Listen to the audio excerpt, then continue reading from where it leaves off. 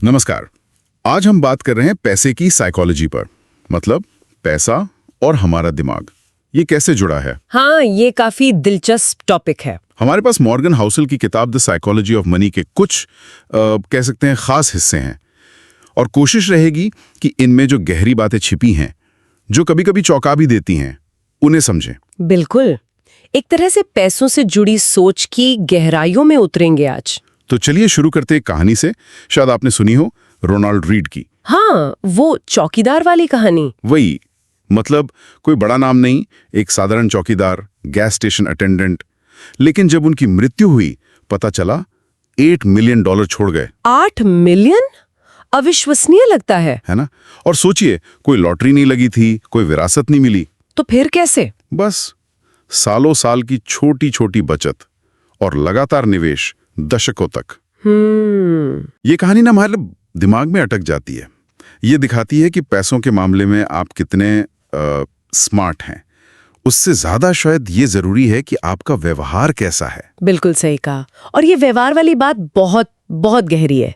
देखिए, जानना कि क्या करना चाहिए, जैसे कौन सा निवेश सही है, वो एक बात है, और असल में उसे करना, वो भी तब जब बाजार ऊपर नीचे हो रहा हो या कोई पर्सनल मुश्किल हो, वो बिल्कुल दूसरी बात है। सही। हम सब अपने निजी अनुभवों से ही सीखते हैं या सोचते हैं, भले ही वो दुनिया का छोटा सा हिस्सा हो। अच्छा, मतलब जैसे शायद इसीलिए कुछ कम आय वाले लोग लॉटरी पर ज्यादा खर्च करते हैं। हमें बाहर से ये तर्कहीन लग सकता है, बिल्कुल बेतुका। हाँ, लगता तो है। पर शायद उनके अनुभव के दायरे में, उनकी उम्मीदों के लिए वही एक रास्ता दिखता हो।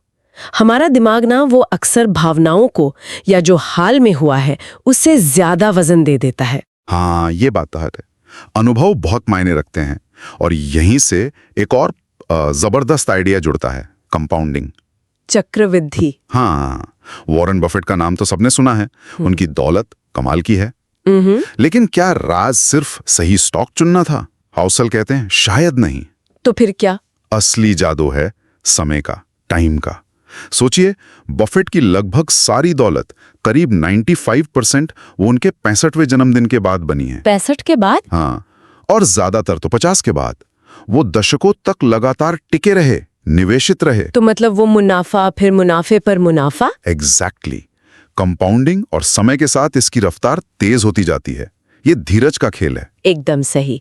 कंपाउंडिंग से दौलत बनाना वो तो है ही, पर एक और चीज है। क्या? दौलत बनाए रखना। अमीर बनना शायद एक बात है, अमीर बने रहना वो ज्यादा मुश्किल है। इतिहास देख लीजिए, जेसी लिवरमोर जैसे कितने शानदार ट्रेडर थे। हाँ, सुना है उनके बारे में। सब गंवा दिया। क्यों? क्योंकि वो टिके नहीं रह सके। सर्वाइवल वो सबसे जरूरी है। टिके रहना। हाँ, बफेट और मंगस सफल हुए इसलिए नहीं कि वो हमेशा सही थे। कोई हमेशा सही नहीं होता। वो इसलिए सफल हुए क्योंकि वो मुश्किल दौर में टिके रहे, जब कई दूसरे डूब गए। जैसे वो रिक गेरिन। हाँ, उनका साथी बहुत स्मार्ट था। हाँ। पर 73-74 की मंदी आई, कर्ज लिया हुआ था, फंस गए।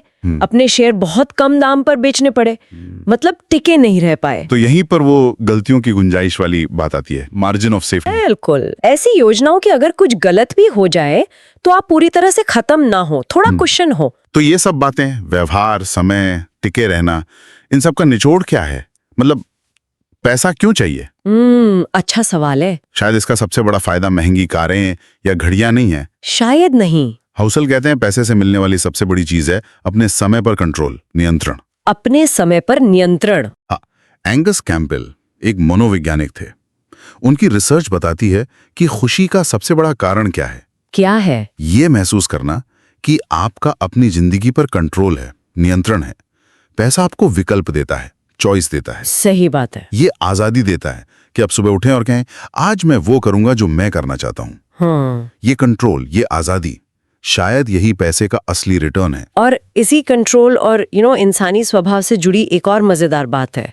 हाउसेल कहते हैं कि हमें एकदम रैशनल, मतलब पूरी तरह तर्कसंगत होने की जरूरत नहीं है। हाँ। हाँ? अच्छा, फिर? रीजनेबल होना काफी है, मतलब व्यवहारिक, उचित। इसका कोई उदाहरण? हाँ, हैरी मार्कोविट्स, जिन्हें नोबेल प्राइज मिला था मॉडर्न पोर्टफोलियो थ्योरी के लिए। हाँ, डाइवर्सिफिकेशन वाली थ्योरी। वही। पर पता है उन्होंने अपना पैसा कैसे लगाया? कैसे? बहुत सिंपल। आधा स्टॉक्स आधा बॉन्ड्स 50-50। अरे, जिन्होंने इतनी कॉम्प्लेक्स थ्योरी दी उन्होंने इतना सिंपल रखा। क्योंकि वो जानते थे कि हम इंसान हैं, इमोशंस होते हैं, डर लगता है, लालच आता है।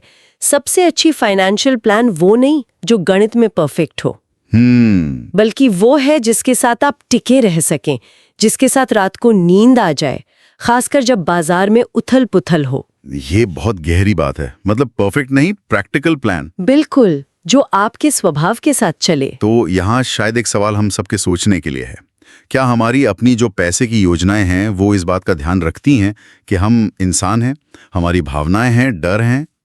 जरूरी सवाल है। शायद ये जानना कि हमारे लिए इनफ यानी पर्याप्त कितना है। हाँ, वो सीमा जानना। और फिर उस पर टिके रहने का अनुशासन बनाना, शायद यही सबसे मुश्किल भी है और सबसे जरूरी स्किल भी है। सही कहा, ये सिर्फ नंबरों का खेल नहीं है, ये मन का खेल ज्यादा है।